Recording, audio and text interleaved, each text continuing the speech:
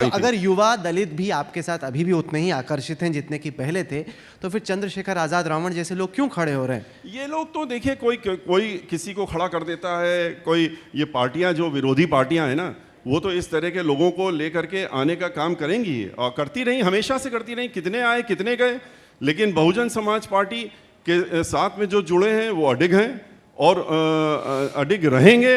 उनको जितना भी कोई हिलाने डुलाने, चाहे उनकी झोपड़ी में जाएं, झोपड़ी में वो खिचड़ी खा लें या खाना अपना साथ लेके जाके खाएं।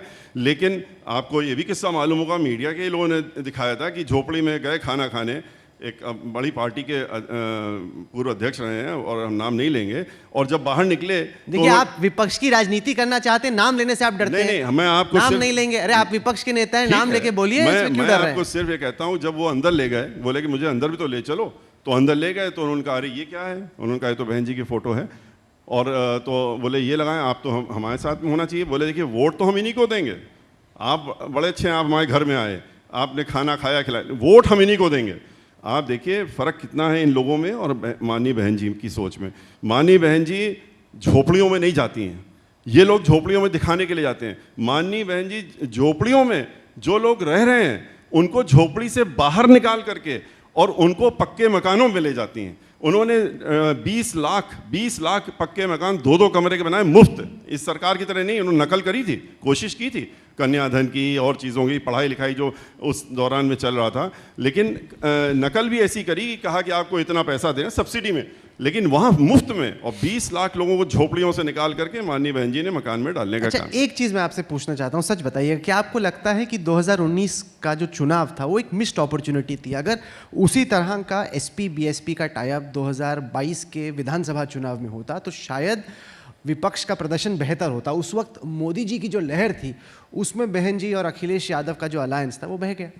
देखिए बहुजन समाज पार्टी अब किसी के साथ में अलायंस क्यों नहीं करने वाली है। बहुजन समाज पार्टी के जो हमारे लोग हैं, समर्थक हैं, और उनका ये मानना है कि जब ये भी उत्पीड़न करते हैं, वो भी उत्पीड़न करते हैं, हमारा मान सम्मान स्वाभिमान जो है इसको ताक में लगाने का काम करते हैं। जिस तरीके से आज दलित समाज के साथ में हो रहा, जिस तरह से आप लोगों को भी बाहर खदेड़ दिया गया था इसी सरकार में, हाथरस में, जब एक लड़की का रेप होने के बाद उसकी बॉडी को मांग रहे थे घर वाले, उसको नहीं दिया गया, और रात के 2 बजे लखनऊ से निर्देश हुआ कि नहीं, इसको पेट्रोल डाल के जला दो, उसको ख़त्म कर दो। तो इस तरह का जो माहौल है, इस माहौल में अब लोग चाहते हैं कि जहाँ पर महिलाएं सुरक्षित नहीं हैं, जहाँ हर 2 घंटे में एक रेप हो रहा हो इस प्रदेश में, हर 2 घंटे में, आप ये 19 का आंकड़ा अब तो और बढ़ गया है, लेकिन बहन मायावती जी की सरकार जब थी तब लोगों ने देखा कि लोग रात के 2 बजे भी अगर किसी महिला को घर से बाहर निकलना होता था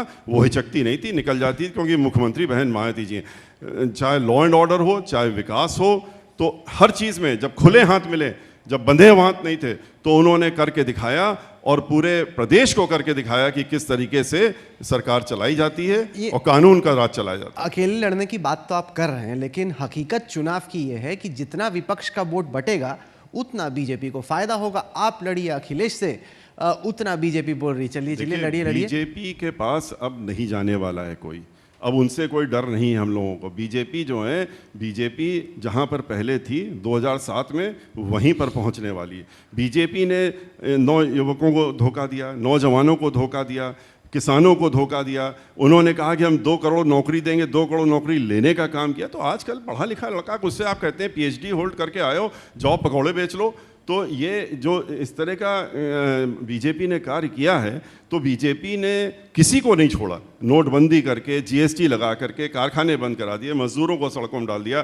कोरोना में किस तरह से पूरे लोग घर घर में लोग परेशान रहे, ऑक्सीजन के लिए तरसते रहे, दम तोड़ दी लोगों ने। तो बीजेपी का तो नाम ही नहीं कोई सुनना चाहता है आज के रोज, कि बीजेपी का नाम ही मत मेरे सामने लीजिए। पर ये भी तो है हमारी लड़ाई बीजेपी से कतई, बीजेपी तो बहुत पीछे है। कि BSP में अब बहन जी हैं और आप हैं, और जितने भी दूसरी पंक्ति के लीडर्स थे जिनको लोग जानते थे, स्वामी प्रसाद मौर्य हो, RK चौधरी हो, ब्रजेश पाठक हो, जुगल किशोर, आप किसी का भी नाम ले लीजिए, वो सारे के सारे छोड़ देते हैं। तो ये बड़ी कमज़ोर टीम हो गई। BSP की टीम ही पहले उतनी मजबूत नहीं, क्योंकि आप लोग अब लेके ही नहीं चल पा रहे हैं लोगों को अपने साथ। जिनके नाम आप ले रहे हैं उनका बैकग्राउंड देख लीजिए, वो कहाँ से आए थे, किसने उनको ऊपर उठाने का काम किया, किसने रास्ता दिखाया, किसने पहुँचाया, और उसके बाद अगर आप बहुजन समाज पार्टी को अपने पर्सनल गेन्स के लिए और छोड़ करके चले जाते हैं, या आप एंटी पार्टी एक्टिविटीज़ करते हैं, आपको निकाल दिया जाता है, उसके बाद आप कहीं चले जाएं, उससे फ़र्क नहीं पड़ता। क्यों